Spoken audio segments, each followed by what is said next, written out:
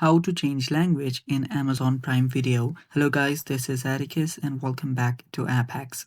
In today's video, I'll teach you guys how you can change language in Amazon Prime Video.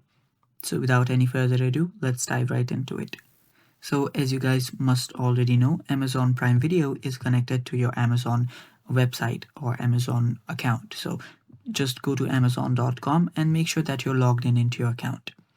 So after you've done that, on the right hand side, you will see the language section. Now you do not really have to change anything here, but you can simply change it here as well. But if you want to change it for your entire account, head over to change country/region that is on the bottom of this language option.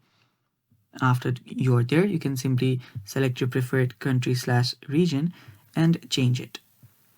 After you change it, you can just reload it, and after you reload it you can just go to your website. So let me change that again.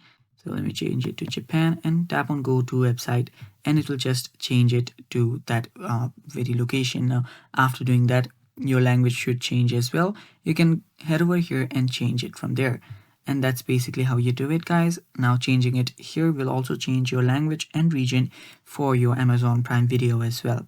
And that's basically how you do it. Thanks for watching. Stay tuned for more, and bye-bye.